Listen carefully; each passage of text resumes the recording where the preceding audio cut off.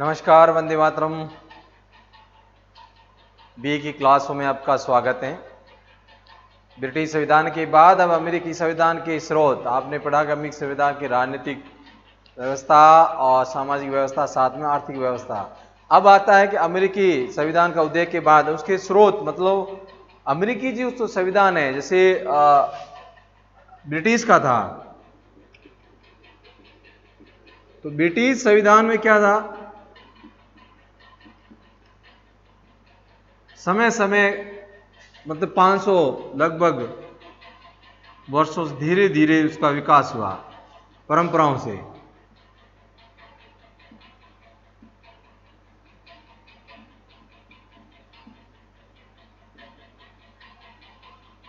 रूढ़िवादी विचारधारा जैसे जैसे परंपरा आई और जिससे वजह, लेकिन अमेरिका का जो संविधान है, इसके बारे में कहा जाता है कि इसका जो है वर्तमान जो पहलू में जो हुआ, या 1787 से जो निर्मित हुआ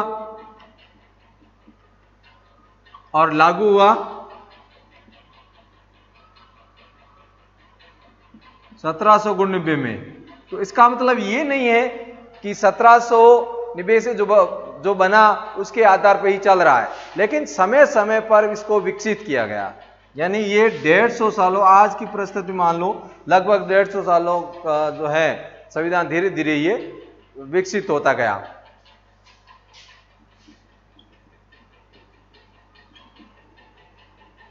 कहने का मतलब है अमेरिका का जो संविधान है ये भी धीरे धीरे जो विकसित हो गया। तो सबसे पहले इसका बात करें कि किस प्रकार बिंदु भाई, तो जो सम्मेलन हुआ था 1787 में, फिलाडेल्फिया जो जगह थी सम्मेलन, वो उसका परिणाम है। सबसे पहले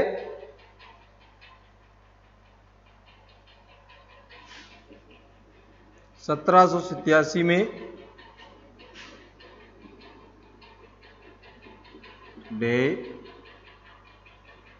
फिलाडेल्फिया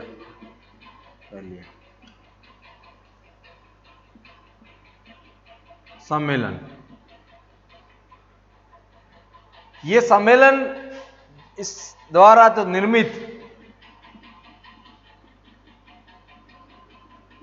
जो संविधान है,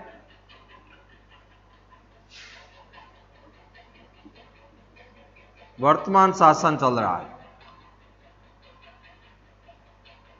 इससे संविधान के प्रारूप 26 जो प्रारूप तैयार किए गए और इसी तैयार के अंदर जो निर्मित संविधान माना जाता है, जिससे कि धीरे धीरे 18वीं सदी में का जो कृषि प्रधान देश बना और उसी के परिणाम से धीरे धीरे, और आज की तारीख देखते हैं तो एक विश्व के ऊपर महाशक्ति के रूप में उसको देखा जाता है। तो ये संविधान का परिणाम था। धीरे धीरे जैसे जैसे परिस्थितियां बदली तो उसको कृषि में उत्पादन हुआ, उसके साथ साथ रेल से डाक जो विभाग है, औद्योगिक प्रक्रिया है। तो संविधान नई सरकार बनने के बाद है अपने देश का विकास करना भी आरंभ हो गया। तो स्रोत के तौर पर अगर माना जाए कि जो जगह है 1787 में जो उन्होंने सम्मेलन लिया, फिलाडेल्फिया जो जगह है, उसी से सम्मेलन से ही संविधान बना हुआ। उसके बाद धीरे धीरे संविधान के नियम है और धीरे धीरे परिवर्तन होते गए और उसमें देश में विकास आरंभ हो गया। तो आप देख रहे हैं वर्तमान परिस्थिति में,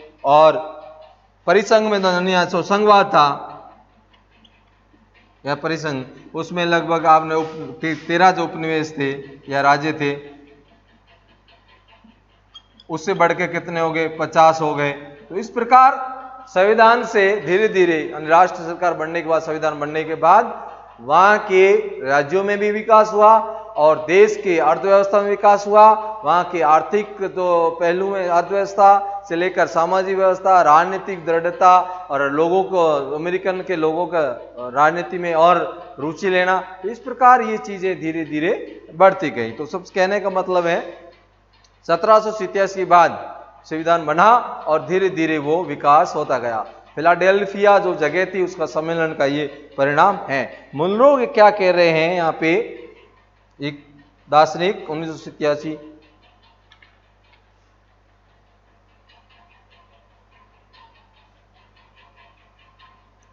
वो कह रहा है मुनरो कि संविधान यानी 1787 में जो संविधान बना, चिन्हित जो संविधान होने के बाद, निर्मित और लिखित संविधान होने के बाद धीरे धीरे इसमें वर्षों से निरंतर विकास और विस्तृत होता जा रहा है। यानी चिन्हित होने के बाद भी धीरे धीरे ये विकास और विस्तृत संविधान और परिस्थितियों के अनुकूल व्यवस्था बनाए हुए हैं। यह है अमेरिका का संविधान। यह सब उन्होंने 1987 में कहा था।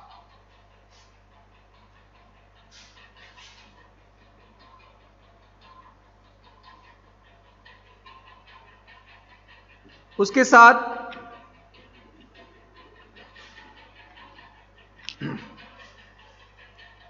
कि अमेरिका का जो संविधान है कि जो ढांचा था, पुराना जो ढांचा था, उस ढांचे में सम्मेलन बनने के बाद उसको कहा कि ये अस्थि पंजर का ढांचा है। इस ढांचे पे वर्तमान में जिस प्रकार व्यवस्थापन, न्यायिक प्रक्रिया और इस प्रकार का जो है कि चर्बी चढ़ा के उसको एक नया रूप दे दिया गया।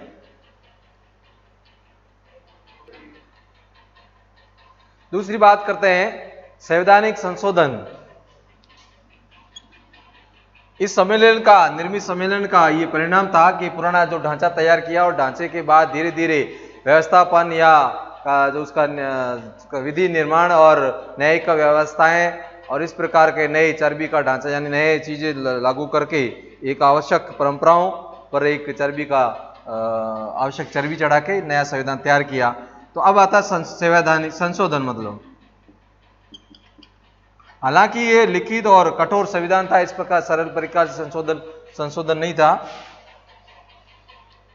लेकिन फिर भी इसमें कुछ सुधार किए गए। जिस कहते हैं 1 से 10 जो संशोधन किए गए वो प्रथम 10 संशोधन अधिकार पत्र कर लेकर संबंधित थे। संवैधानिक संशोधन ये स्रोत का दूसरा रूप है कि जिस प्रकार यानी संशोधन में 1 से 10 यानी 1 से 10 दो संशोधन थे, अधिकार पत्र से संबंधित थे, और 13, 14 और 15 ये जो संशोधन हुए ये गृह युद्ध को और जनहित संशोधन रहे हैं। 13, 14 और 15 ये गृह युद्ध, शुद्ध नहीं युद्ध, ये गृह युद्ध से संबंधित थे। और इसके बाद जब 16 और 17वां जो संशोधन सीनेट के लिए किया गया, उसमें प्रत्यक्ष निर्वाचन पद्धति जिस प्रकार आप देखते हैं वो लागू की गई। उसके साथ 19वें संशोधन के स्त्री से विरुद्ध मताधिकार का अंत करना कि मताधिकार देने का अधिकार होना चाहिए, 19वें संशोधन उसमें किया गया। और लगभग 26वां जो संशोधन मताधिकार की जो आयु है 21 वर्ष से 18 वर्ष कर दी गई।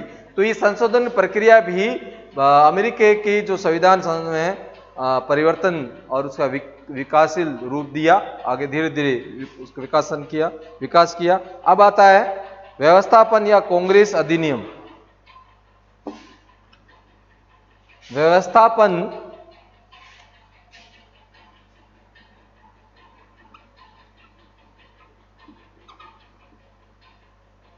या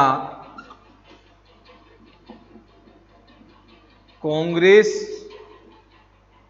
अधिनियम, यहां ऐसा है कि जो मेन संशोधन जो करने थे होने के बाद बाकी जो संशोधन किस पे छोड़ दिया, कांग्रेस अधिनियम है। फिर अधीनस्थ न्यायालयों के लिए और वहां के जो कार्यपालिका के विभागों की उनके विभागों के जो है स्थापना गठन करना, उनके कार्यों को लेकर स्पष्टीकरण देना, ये सारे जो नियम बनाए गए कांग्रेस द्वारा बनाए गए। लेकिन संविधान के जो सारा संशोधन की प्रक्रिया के बाद सारे व्यवस्थापन के कार्य हैं, जो मुख्य कार्य मूल कार्यों को छोड़कर, संशोधन को छोड़कर बाकी सारे कार्य किस पे दे दिए गए हैं, चाहे वो न्याय संबंधित हो या उस पर न्याय व्यवस्था में कुछ संशोधन करने हो, वो सारे किस पे दे दिए गए, कांग्रेस पे निर्भर करते हैं। तो ये कांग्रेस के अधिनियम से भी धीरे धीरे इसमें विकास होने लगा।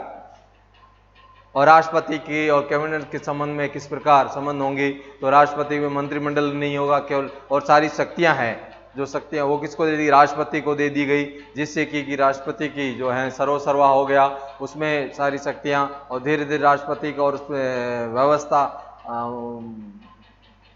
जो लोग सीनेट की व्यवस्था, ये सारी चीजें मतलब लोगों का उस राष्ट्रपति को शक्ति दी। राष्ट्रपति कार्यपालिका का मुख्य जो प्रधान जिससे अध्यक्ष हो गया, और उसके साथ ही वो लोगों का जो एक राष्ट्रीय दल यानी राष्ट्रीय दल था, दल का प्रमुख नेता राष्ट्रपति की भावना, ये सारी चीजें परंपराएं में अपन पढ़ेंगे, लेकिन इससे राष्ट्रपति को पूर्ण निर्भर करता है। अब आता है कार्यपालिका द्वारा विकास।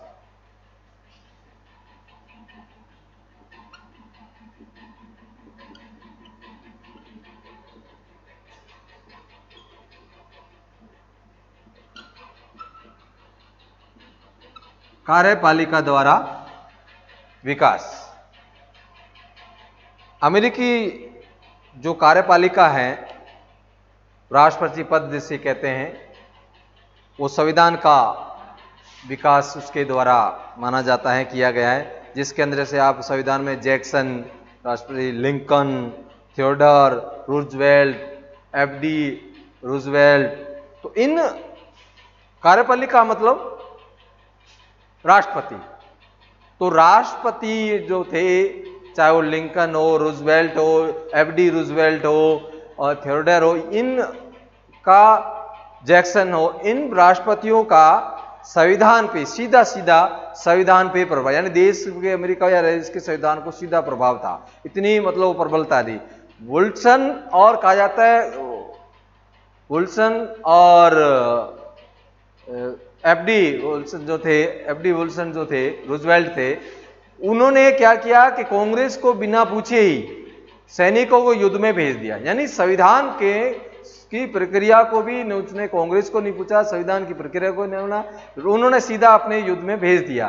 तो उस प्रक्रिया को उन्होंने सही ठहराया, यानी कहने का मतलब वहां भी एक इतनी चीजें मतलब इतना प्रबल शक्ति राष्ट्रपति की थी, तो वो भी प्रक्रिया उसमें लागू होगी, यानी संविधान का विकास हो, क्योंकि राष्ट्रपति अपने आप में एक अपने आप प्रमुख शक्ति है, तो वो भी धीरे धीरे उसमें राष्ट्रपति में जो है कार्य शक्ति प्रबल रही। उसके बाद इतना जो है कांग्रेस से दोबारा हुआ, लेकिन उस समय जो राष्ट्रपति थे, उन राष्ट्रपतियों का प्रभाव ज्यादा रहा, चाहे एफडी जो रूजवेल्ट थे या विल्सन थे या लिंकन थे, तो उन राष्ट्रपतियों का जो प्रभाव सदैव रहा है, चाहे राष्ट्रपति अपनी पहलुओं का। तो वुड्रो विल्सन और रूजवेल्ट ने अपनी, अभी आती हैं न्यायिक व्याख्याएं।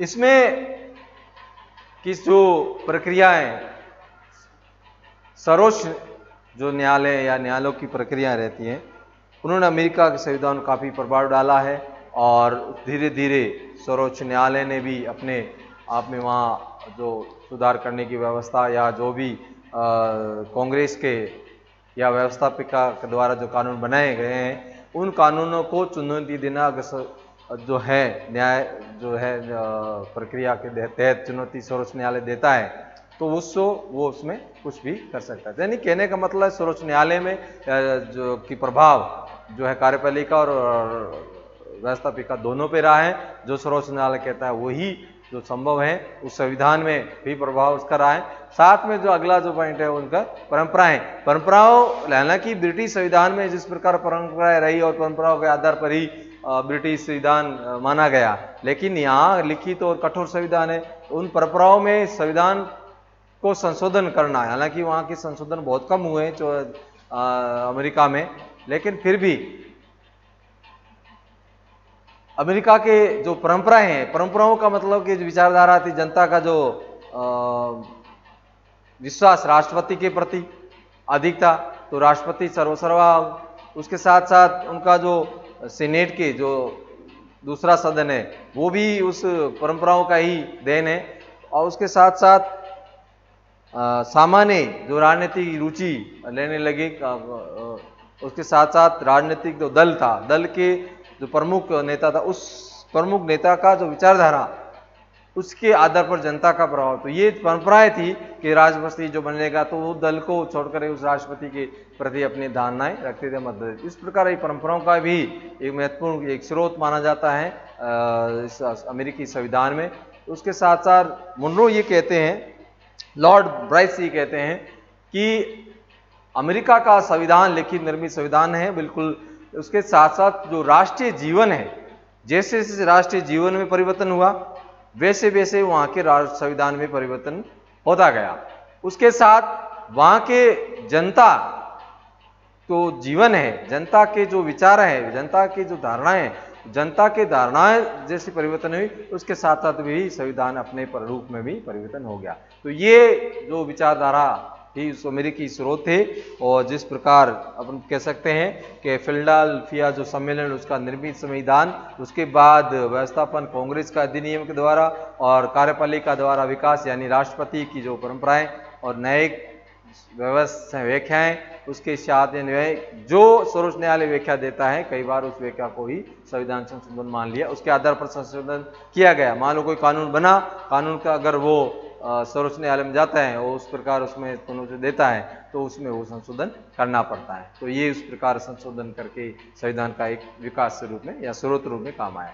और परंपराएं रही है हर देश में, चाहे संविधान कितना भी कठोर क्यों न हो, लेकिन परंपराओं का प्रभाव ब्रिटिश जितना नहीं, लेकिन फिर भी परंपराएं सदैव प्रभावित करती हैं। तो इसके साथ अगला अपना बिंदु रहेगा अमेरिका का जो जिस अपना जो अध्याय है सामाजिक आर्थिक आधार पर जो संविधान की विशेषता है, उन विशेषताओं को चर्चा करेंगे। लेना कि इस अमेरिका आपके अध्याय में इससे ज़्यादा दिया उन्हें विशेषताओं का अध्याय उतना ही करेंगे जो आपके पाठ्यक्रम में, लेकिन एमडीएस यूनिवर्सिटी में संविधान जो ब्रिटिश संविधान मैंने पूरा पढ़ा है, जिसमें क्योंकि अलग अलग अध्याय दिए इसलिए मैंने उस पूरा संविधान करा दिया, दलीय व्यवस्था से लेकर राष्ट्र संसद से लेकर। हालांकि उस संसद इतना उसमें आपके कोर्स में केवल अलग अलग अध्याय के रूप में दिया हुआ था, लेकिन मैंने एक साथ पूरा संविधान करा दिया, इसलिए वो ब्रिटिश का संविधान आपके लंबा चला। अमेरिकी संविधान की विशेषताएं पढ़ेंगे। अगर अगला अध्याय उसमें अगर कुछ अमेरिकी राष्ट्रपति की शक्तियां अगर आ जाती है या वहाँ की जो अध्यक्ष प्रणाली अगर आती है अध्याय में,